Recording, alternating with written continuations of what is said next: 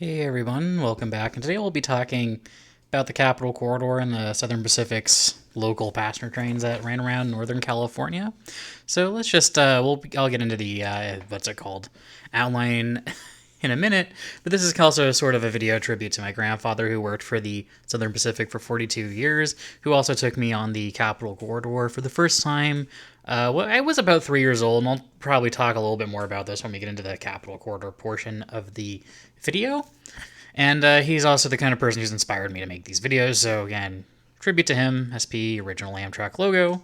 And also, here's a celebrating 30 years of the Capital Corridor. I know we're getting close to the end of this 30-year period, and that Amtrak's 50th, we're also in 51 years now. I never made a video talking about Amtrak's 50th, so again, we'll just talk about it here. And just mention that it's a thing.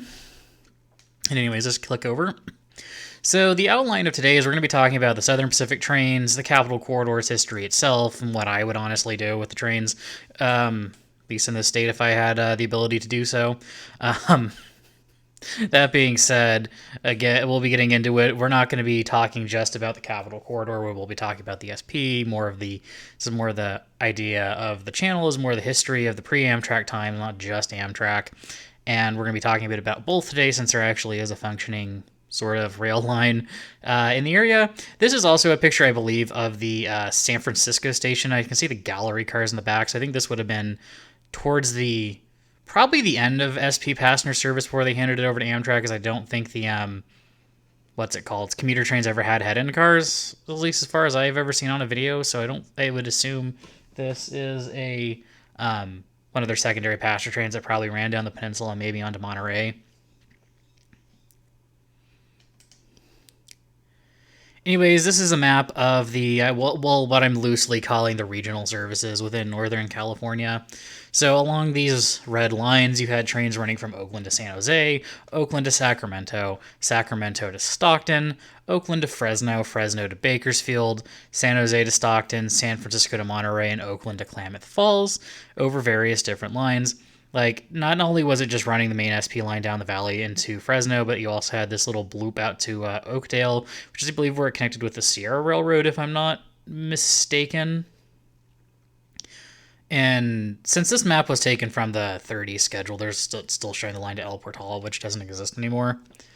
And also, this little bump here is the East Valley line, I believe. Is it East Valley line or East Side line? I always forget which it is.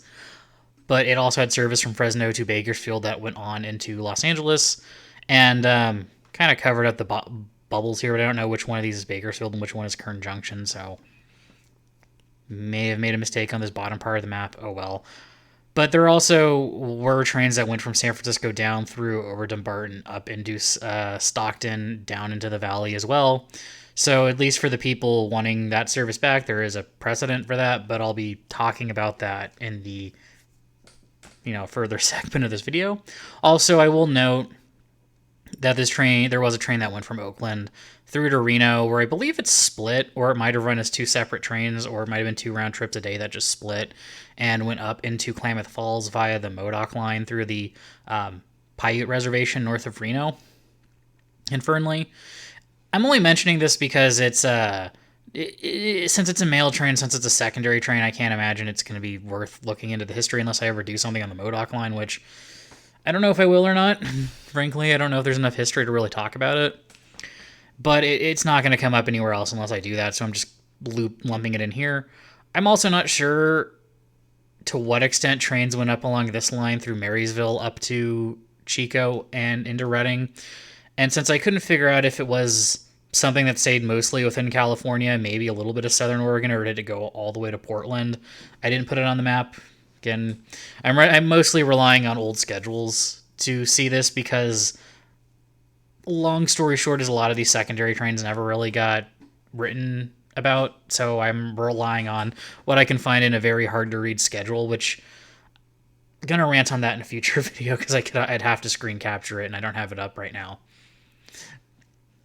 But anyways, this was a much more, in a way, extensive map and an extensive web, but also, again, not a very frequent one, at least compared to modern services. Like, I do, even though the San Joaquin's like not the most frequent route in California, I still do think its service from Oakland to Bakersfield is at least equal to all of this. I mean, granted, like there's no service from San Francisco proper to Stockton or down the valley from San Jose like there was, but it's one of those things. It's like what service exists now is generally better than what it was under the SP, even though it's deficient in a lot of different ways. So it's just one of those deals. And I'm also not entirely 100% sure when these routes would have been, you know, shut down, canceled, whatever. But considering these were like tertiary trains, I'm not really sure when they would have gotten axed. I mean, they would have this since this is the 30 schedule. I think it was like a 36 or 37 schedule. I'd imagine all these trains would have run through the Depression and then eventually gotten canceled in the 50s. And since their secondary trains were basically running with equipment not much better than what's the heavily pixelated picture on the screen, I can't imagine that a tertiary train running from like San Francisco over the Dumbarton Bridge to like Fresno is going to have like nice modern streamlined equipment. I can imagine it would have been a suburban coach like this. So I'd imagine they would have gotten like the most beaten suburban coaches that would have just run up until the end of their service, considering trains like the Owls were running with Pullman heavyweight equipment up until their end in the 60s. So this also brings us to the modern Capital Corridor, and considering my age, I was actually the first few times I ever rode the train was actually using this equipment, which is the F40 with Horizon cars, which at the time the Horizon cars were actually fairly new. And the Capital Corridor as a service was created in the 90s when the state was a bit more interested in running passenger trains.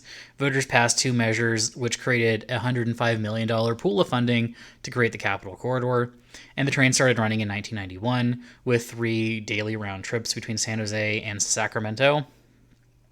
And as time went on, there were more frequent services added, and I even remember up on the eve of the Great Recession there being 18 round trips per day between at least Sacramento and Oakland, with some of them I think the number that went to San Jose has stayed the same, but it's the Oakland to Sacramento portion that's been cut back a bit. And prior to COVID there were 15 round trips per day and 11 on the weekend.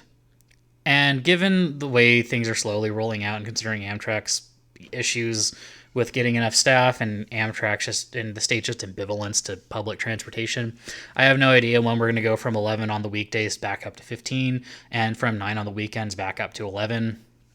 And also various throughway buses still haven't restored to their pre-pandemic levels. For example, the Reno bus is only running once a day where it was running 4 times a day in the months before the pandemic lockdowns hit. So as time went on, and this would have been starting in '96, is when the California cars and the F-59s would have started arriving to displace the single-level equipment across Northern California. And I honestly do remember being a little kid, because I would have been like in '96, I would have been like 3 or 4.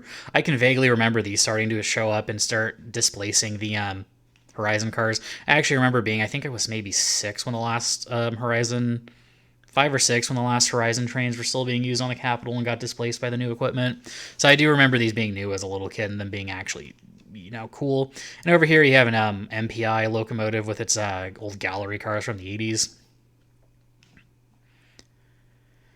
And let's just kick it over into what I would do. So as far as I can tell, the only main expansion that there is currently ongoing with the Capital Corridor is rerouting the Capital back to the coast route between Oakland and San Jose and extending it to Salinas, which I think is going to be open probably whenever the Venture equipment gets used on the San Joaquin, and the bi-level equipment's probably going to get displaced to that and probably scattered throughout the Capital Corridor, because I know they're trying to push it a little bit, at least a few round trips to Roseville. I think they're trying to get it up to 4 a day rather than just 1.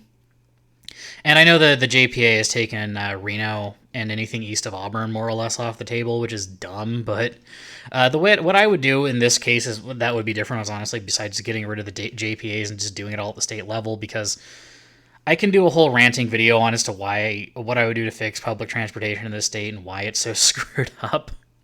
It would be a why local government in the state screwed up in general, albeit, but I'll specifically try to keep it to transportation, maybe a few rants about education, considering I am a teacher.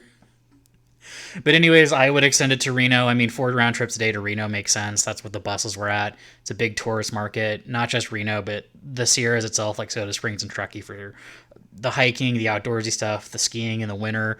It would also provide relief to I-80 during the winter and summer months, at the peak, especially the winter when it's snowing and the highway might be closed, and just otherwise provide some traffic alleviation or at least an alternative means of traveling without relying on a car. And also, other states do run cross border services without the cooperation of other states, and I'm kind of squinting at New Hampshire and Indiana here. So, extending it to Reno, whether or not Nevada actually cares to pay for it's not that big of a deal. You just get penalized on the fare for the cross border portion, which is how I believe Maine deals with New Hampshire, and I think that's also how Michigan deals with Indiana, is that if you get on in Indiana, you pay more slightly. And other than that, I actually would add a route between San Jose and Sacramento. I get Ace Train exists, but this is also, again, one of these rants that I have. Is that just because one train service runs some portion of this line doesn't mean there shouldn't be an intercity level of service. And San Jose to Sacramento is beyond 100 miles, where you would want something more comfortable than a peak hour only commuter service, which Ace basically is. And again, the way Californians, for whatever reason, look at rail is dumb. I mean, I'm no fan of the Northeast Corridor. I'm not going to be an apologist for it. But at least there isn't an assumption that only one level of service can exist along the whole network. So it's not just SEPTA all the way from Boston to Washington because, there's commuter service somewhere. There just can't be an intercity line. And it's just one of those things I feel about with like a Sacramento, San Jose portion. It really should just be an intercity route and with intercity level of service and planned and funded by the state directly rather than laundering it through a bunch of inefficient local government. Same deal with over here on the peninsula. Like, San Francisco to San Jose is like almost 80 miles. Like, extending it to Gilroy is pushing the 100-mile limit. So extending it to Salinas and possibly a little bit further into Monterey, again, is also pushing that line of it should just be an intercity service and with intercity levels of planning. And then just the Reading bus, again, four round trips a day, really honestly should just be replaced by a train at this point. And it probably should have been like 20 years ago. But, again, it's a local concern. State transportation is a local concern here for whatever weird reason. Again, I could rant about that in a whole video, and I probably will in the future. And I would also, again, add the service to Ukiah. I know this would require more service. I know that's like one of the gotchas that a lot of people like saying about, like, we can't expand Amtrak because they need more equipment. And like, well, no shit. Like, I know I don't normally swear in these videos, but again, I'm sorry. It's like, no shit. Like, no shit. To run more trains, you need more trains. Like, that's kind of obvious. Or money to pay for track improvements. Like, again, freaking obvious. Like, it's not a gotcha to point out that, by the way, you need to pay for things. And again, I also know going to Ukiah, that also kind of gets into the NWP territory, and I'm not making this video about them. They're getting their own video. And again, you need venture equipment because of Smart's high-level platforms, because ADA being weird and bad sometimes. Like, I get ADA. I love ADA. Going to Europe made me appreciate ADA so much more than living in America, but there just comes a point where you do need to, like, think things through more rather than just advocating for stuff, which is... Get into that in a separate video. Totally going to get into that in a separate video. But again, this is going to be, not again, but I'm mentioning this is also going to be kicking off a return to California, since we are coming up on BART's anniversary on 9/11, which again was their first day of operations. We don't get to celebrate that because New York's more important, but I'll be doing a history of BART next, and then the predecessor interurban lines will be coming after that. So we'll be doing another like barnyard tour, barnstorming tour through California, and possibly me ranting about public transportation towards the end. So I hope you do enjoy, and I hope you do come back for the next one. And yeah, I'll see you then.